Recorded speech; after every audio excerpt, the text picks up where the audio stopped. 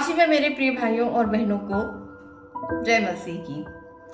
आज हम एक ऐसे वृत्तांत के बारे में बातचीत करने जा रहे हैं जिसका वर्णन हालांकि चारों सुसमाचारों में हमें मिलता है, लेकिन केवल यूहन्ना नबी की द्वारा रचित सुसमाचार में यह नाम सहित दर्ज है। यूहन्ना नबी की पुस्तक में सुसमाचार में यह वृत्तांत उन वृत्तांतों में से अलग नहीं है जहां पर प्रभु परमेश्वर यीशु मसीह ने अपनी कृपा, अपना प्रेम और अपनी चंगाई देने की ताकत को इस्तेमाल करा। उन्होंने यह भी नहीं देखा कि यह व्यक्ति उस भीड़ का एक हिस्सा है या उस भीड़ में अग्रणीय चल रहा है जो उन्हें गिरफ्तार करने आई है। और यहां पर यूहन्ना लिखता है कि तब पतरस ने तलवार निकालकर उस दास के कनपट्टी पे दे मारी और उसका कान धड़ से अलग कर दिया। और इस दास का नाम मालचुस या मालकुस कई वर्णनों में आया है।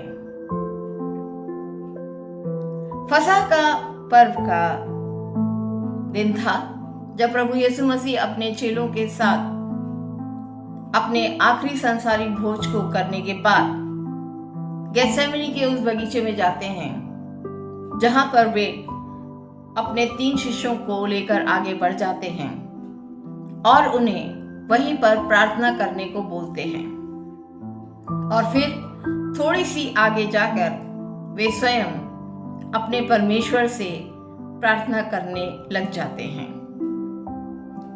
सुसमाचारों में लिखा हुआ है कि जब प्रभु यीशु मसीह गेत्सेमनी के उस बगीचे में प्रार्थना कर रहे थे तो उनका पसीना लहू की बूंद बनकर उनके माथे से टपकने लगा और जमीन में गिर गया, क्योंकि यही वो समय था जब परमेश्वर प्रभु यीशु मसीह के झोले में, प्रभु यीशु मसीह के कंधों पर मानवता के तमाम पाप डाल रहे थे।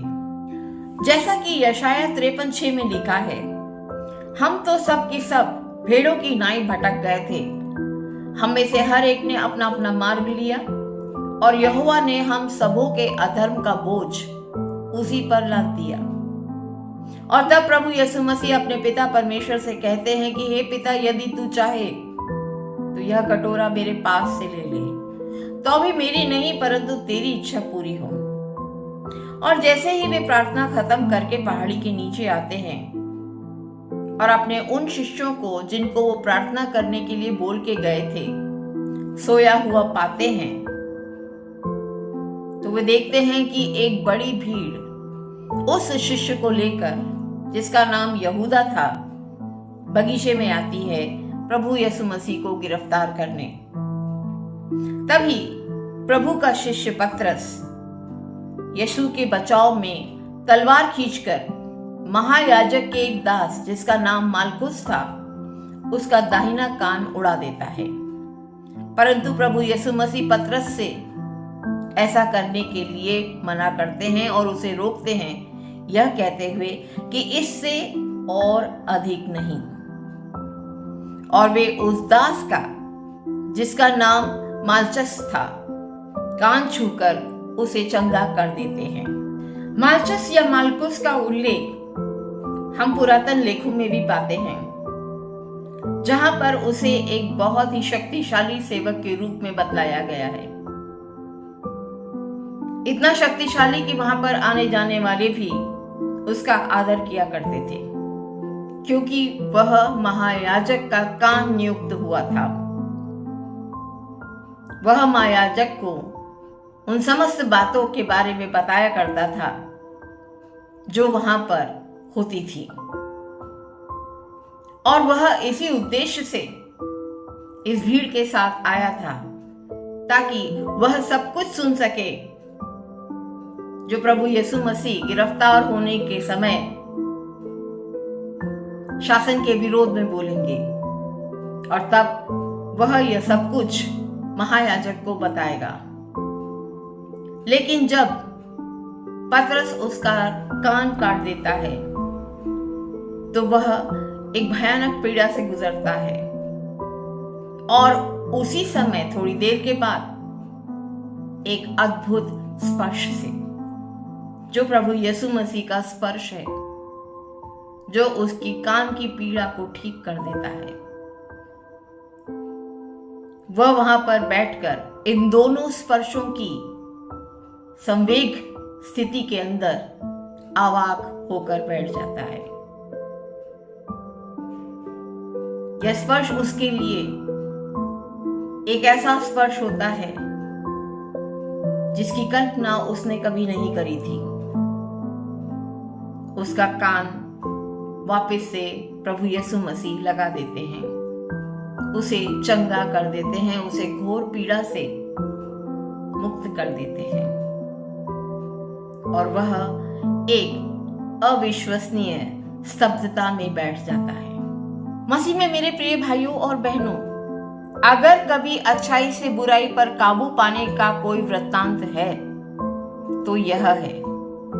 लेकिन यहां हम देखते हैं कि भीड़ की इच्छा को बदला नहीं जा सका। वे प्रभु यीशु मसीह को गिरफ्तार करके ले गए और अंततः उन्हें क्रूस पर चढ़ा दिया। यह चंगाई की कहानी हमारे लिए जिंदगी का सबसे बड़ा पाठ है कि अच्छाई का सबूत होने के बावजूद हम प्रभु यीशु मसीह का अनुसरण नहीं कर पाते हैं।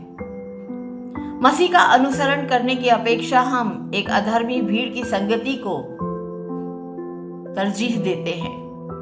यूहन्ना लिखता है कि तो भी हाकिमों में से बहुतों ने उस पर विश्वास किया, पर फरीसियों के कारण उसको न माना। कहीं ऐसा ना हो कि वे आराधनालय से निकाल दिए जाएं, क्योंकि वे मनुष्यों की स्तुति को परमेश्वर की स्तुति से अधिक प्रिय समझते थे। साथियों, मालचुस का कान चिन्हितात्मक रूप से हमारे वो कान हैं जो हमें केवल हमारी प्रशंसा सुनाना पसंद करते हैं, और कई ऐसे होते हैं जो हमेशा अपना कान वहां लगाना चाहते हैं जहां पर एक दूसरे की बुराई चल रही हो। वे इस कान का उपयोग घृणा सुनने और अपने पवित्र दिमाग में कूड़ा कचरा भरने के लिए इस्तेमाल करते हैं।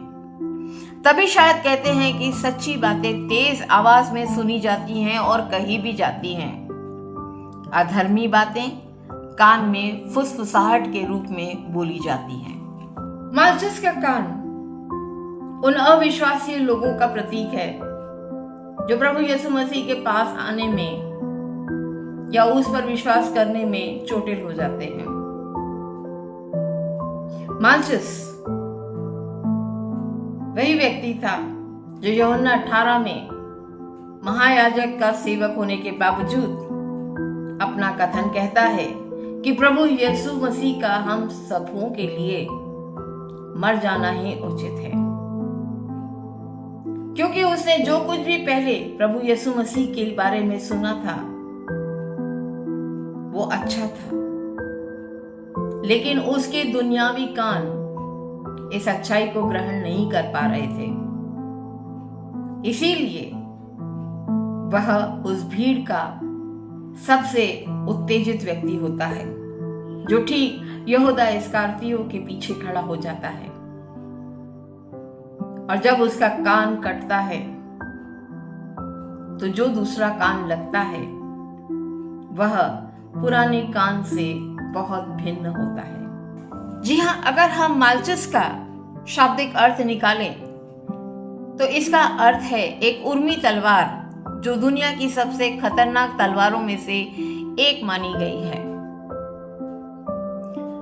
यहाँ पर हम देखते हैं कि एक परिवर्तन की अद्भुत शुरुआत होती है, जो हमें यह सीख देती है कि जो तलवार हाथ में लेते हैं वे तलवार से नाश होंगे, और प्रभु एक ऐसे अविश्वासी के कान को ठीक कर देता है, उसे चंगाई देता है, जो अब से लेकर अनंत जीवन तक प्रभु यीशु मसीह की वाणी को सुनेगा। प्रभु की दया और अनुग्रह का मालचस दूसरा आखिरी व्यक्ति बनता है। वैसे तो मालचस के साथ भविष्य में क्या हुआ कोई नहीं जानता, लेकिन बहुत सारे ग्रंथ में लिखा हुआ है कि वह क्रूस के सारे रास्ते प्रभु यीशु मसीह के साथ चलता रहा और बाद में उसने मसीह धर्म को अपना लिया और आगे चलकर दी गॉस्पेल ऑफ मालचस भी लिखी, जो गुम हो चुकी है। इसका उल्लेख हम फायर गॉस्पेल, एक उपन्यास जो मिशेल फेबर ने लिखा है, उसमें पाते हैं। मैं मानती हूं कि उस उपन्यास पर बहुत सारा विवाद चल रहा है, लेकिन हम इस बात से कभी इनकार नहीं कर सकते कि जिसे भी प्रभु यीशु मसीह ने स्पर्श किया है वह अपरिवर्तित नहीं हुआ। जी हाँ, जिसको भी प्रभु यीशु मसीह ने स्पर्श किया है उसका जीवन परिवर्तित हो गया। प्रभु यीशु मसीह का प्रेम सर्वव्यापी है। गेत्सेमनी की वह रात जब प्रभु यीशु मसीह दो लोगों के जीवन में अमूल परिवर्तन करते हैं, एक जिसने तलवार चलाई थी और एक महायाजक का सेवक जो प्रभु यीशु मसीह के बारे में जासूसी करने आया था। दोनों की जीवन यात्रा का आरंभ इसी क्षण से नवीन रूप से शुरू होता है। इसी प्रकार हमारे पास क्रोध है जो एक तलवार है और हमारे पास कान है जो अतरंगी बातों में दिलचस्पी रखते हैं। दोनों ही स्थिति में अज्ञानियों पर और मार्ग से भटकने वालों पर दया प्रभु यीशु मसीह करते हैं। मसीह में मेरे प्रिय भाइयों और बहनों, हम यहाँ पर देखते हैं कि पतरस, जिसका महायाजक प्रभु यीशु मसीह है, प्रभु यीशु मसीह उसे सीधी राह दिखाते हैं, और दूसरा मालकस है जो महायाजक यानी दुश्मनी खेमे का कान है।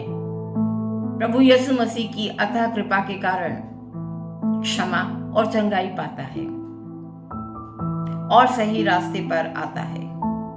दोनों ही परिस्थितियों में दोनों पात्रों का एक नवीनीकरण होता है, जिसमें वे प्रभु यीशु मसीह की अथाह कृपा के पात्र बनते हैं।